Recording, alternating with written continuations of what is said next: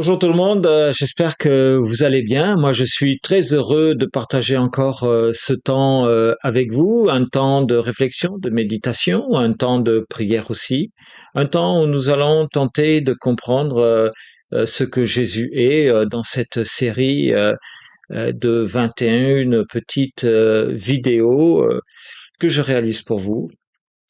Et aujourd'hui, nous serons dans plusieurs textes, dans celui de Luc 14, mais aussi dans celui de Philippiens 2. Mais avant de continuer, je vous propose de mettre tout cela en prière. Seigneur notre Dieu, Père éternel, c'est au nom de ton Fils Jésus-Christ que je viens vers toi pour te confier l'ensemble de ceux que tu as mis sur ma route, afin que nous puissions ensemble comprendre ta parole par l'inspiration de ton Esprit Saint que nous réclamons ici, au nom de ton Fils Jésus-Christ. Amen. Eh bien, écoutez, chers amis, voici dans Philippiens 2, donc, il nous a expliqué que par Paul que Jésus, en tant que Dieu, a abandonné ses droits et prérogatives divines sans penser un seul instant qu'il était nécessaire de rester Dieu pour être Jésus, un homme et serviteur de surcroît. Dieu lui-même s'est en réalité abaissé au niveau de sa créature, devenant créature lui-même, dénué de tout, pour être au service de sa création et réconcilier l'humanité déchue avec Dieu, l'Éternel. Le nom qui lui a été donné à ce moment-là, Jésus, est aussi un symbole d'humilité de Dieu devenu homme. C'est un symbole de la puissance de l'amour inconditionnel et juste devant lequel toute puissance, tout genou fléchisse dans les cieux, sur la terre et sous la terre. C'est une question sérieuse. Là, on ne plaisante plus. Tout le monde va se mettre à genoux devant Jésus. Que ça a été de son temps sur terre, mais encore plus sûrement à son retour. Parce que là, il n'y aura plus aucun doute pour personne. Et je comprends que l'on puisse avoir des doutes à l'énoncé de ce texte qui pourtant fonde notre compréhension de ce que Jésus a consenti jusqu'à mourir sur la croix. Et effectivement, nous avons besoin d'éléments pour comprendre de quoi il s'agit. Et ce texte dans Éphésiens peut ne pas être suffisant pour ceux qui découvrent seulement la question. Et il est normal qu'il y ait des questions qui surgissent à ce sujet. Alors, si on ne peut pas le comprendre d'un point de vue divin, dans cette explication d'un Dieu devenu homme, nous pouvons peut-être tenter de le comprendre en tant qu'homme, puisque c'est l'objectif qui s'est fixé, devenir un homme pour être au service des hommes, pour leur faire comprendre toute la grandeur de l'amour de ce Dieu dont il est issu, coexistant avec lui. Et ça aussi, c'est une question que nous aborderons une autre fois, parce que sinon, on n'en finirait plus. Une vidéo durerait 3 heures. Mais ce soir, dans cet instant, nous en sommes là. Et nous devons nous rendre compte de la dose d'humilité nécessaire pour accepter de s'abandonner à ce point au don de soi. Dieu s'est en fait donné volontairement aux humains afin que, à leur tour, ils trouvent la force du don d'eux-mêmes à celui qui leur tend la main au-delà de l'abysse de la perdition. Sauf qu'il faut bien reconnaître que le péché est sucré et la puissance du péché nous remplit d'orgueil. Par exemple, dans le texte de Luc 14, les pharisiens qui écoutaient Jésus ne pouvaient pas comprendre le paradigme de la puissance de l'humilité. D'ailleurs, on ne les entend pas parler, ils restent complètement silencieux aux injonctions de Jésus sur des questions qui sont des questions de bon sens. De toute évidence, l'humilité devait être une faiblesse pour eux. Alors, pour leur démontrer ce que c'est, il guérit un homme malade qui, lui, ne demandait rien à personne. Il était juste présent dans la synagogue où Jésus s'était rendu au milieu des pharisiens qui l'écoutaient. Mais remarquez que lui, cet homme malade, à la différence d'Achaz dont nous avons parlé dans la vidéo précédente, il a eu l'humilité en retour d'accepter le don de Jésus. Ainsi, ceux qui vivaient l'hypocrisie de nourrir leurs animaux durant le jour du sabbat, plutôt que de venir en aide à quelqu'un de malade, à leur prochain, entendirent aussi une histoire de convives et d'invités qui s'asseyent aux mauvaises places. Et nous devons nous interroger à notre tour à ce sujet. Quelle est la place de l'orgueil dans notre existence? Quelle est la place euh, des petites entorses que nous faisons aux règles que nous nous sommes fixées nous-mêmes finalement sur la base des règles que Dieu nous donne? Voyez, Jésus, encore une fois, démontre véritablement que les règles traditionnelles, celles des hommes, ne sont pas celles de Dieu, car celles de Dieu ne sont pas contournables. Par contre, celles des hommes permettent des contours dans des approximations qui ne satisfont que ceux qui pensent être devant tous les autres. Et Jésus est en train de leur rappeler dans cet instant que, oui, prenez garde à vous. Vous pensez être les premiers, mais vous pourriez bien être rétrogradés à la dernière place. Dans toutes ces questions, dans tous ces exemples qu'il donne, il est question d'humilité. Seule celle de reconnaître sa place. Ainsi, l'histoire de Jésus raconte une histoire d'humilité à partager, nécessaire pour connaître sa place devant le Seigneur. Car il n'y a de place qui vaille que devant Dieu.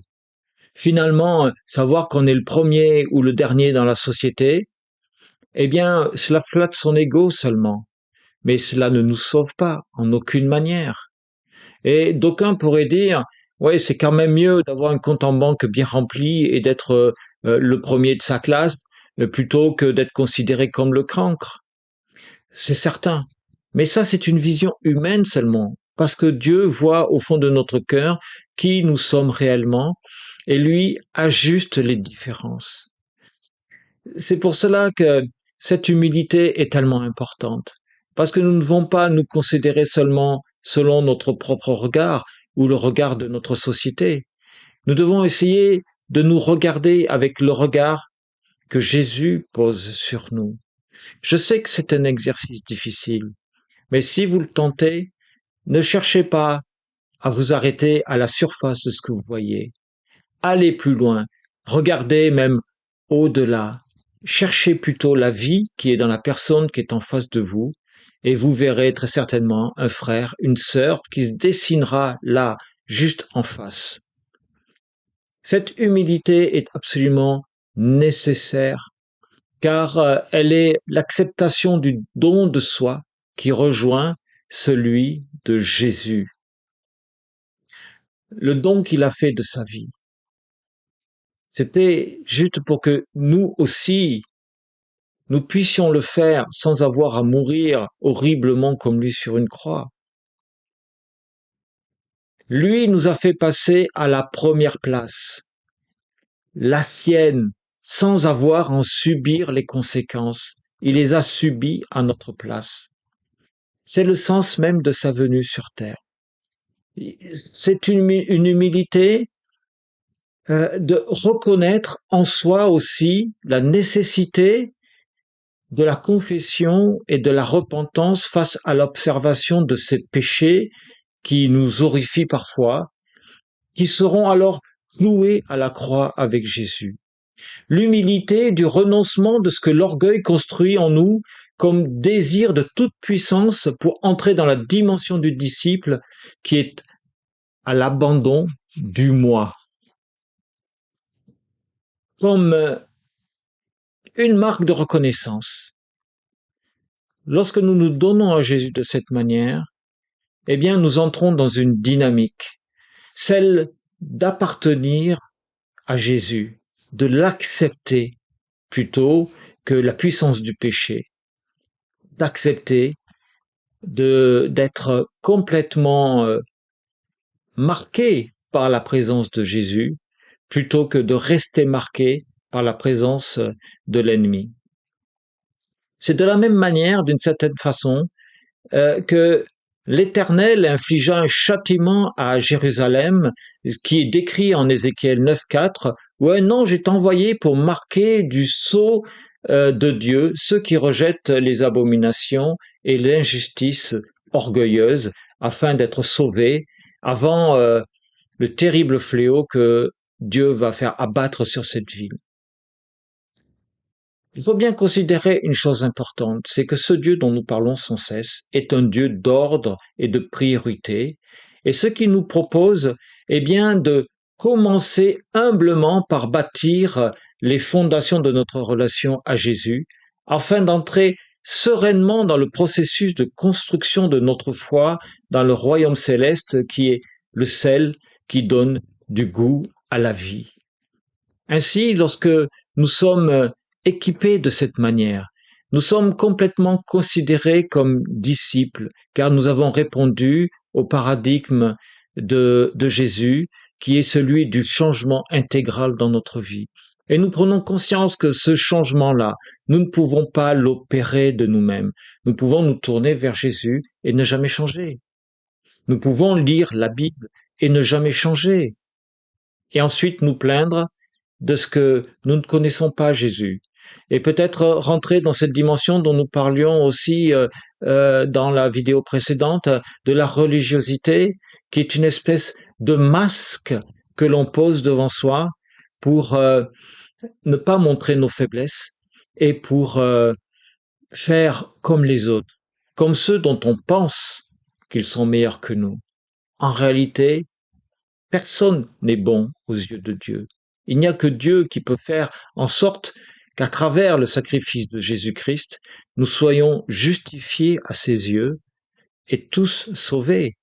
Mais pour cela, il faut rentrer dans cette dimension que Jésus nous propose, celle de le suivre dans la repentance, de le reconnaître comme sauveur et s'abandonner à lui en le reconnaissant comme Seigneur, Seigneur de notre vie, afin qu'il inonde toutes les parcelles de notre existence et nous aide à surmonter nos afflictions et les attaques qui sont autour de nous. Sachez une chose, mes amis, si vous vous sentez en difficulté parfois en tant que chrétien, parce que vous êtes des hommes et des femmes de prière, eh bien soyez heureux de cela, car cela veut dire que vous êtes sur le bon chemin. L'ennemi, le Satan, n'aime pas du tout ceux qui essayent de chercher Dieu. Il n'aime pas du tout ceux qui veulent se convertir. Et évidemment, ceux qui tentent l'expérience tentent aussi l'expérience de la tentation.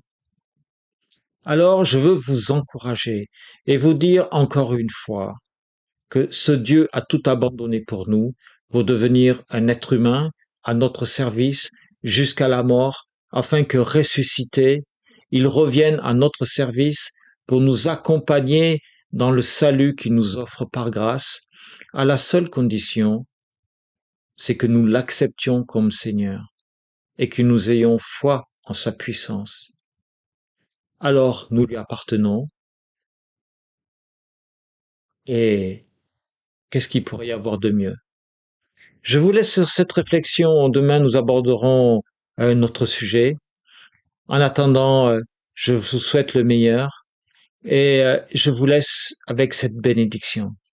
Seigneur mon Dieu, Père éternel, je te prie afin que tu bénisses chacun de ceux qui entendent cette vidéo et qu'ils entrent dans une compréhension un peu plus complète de ce qu'est Jésus pour lui, de ce que Jésus pour l'humanité, et qu'enfin, dans cet instant, il accepte de confesser ses péchés et de s'en remettre entièrement à Jésus en le reconnaissant comme Seigneur, Seigneur. Et dans ce temps privilégié qu'il va prendre avec lui, alors je te prie de sauver cette âme-là et de l'accueillir dans ton royaume céleste, de l'accueillir dans ta joie et dans ton amour, et de lui permettre de se convertir dans ta présence au nom de Jésus. Amen. Les amis, soyez tous richement bénis dans tout ce que vous avez à faire et jusqu'à la prochaine vidéo.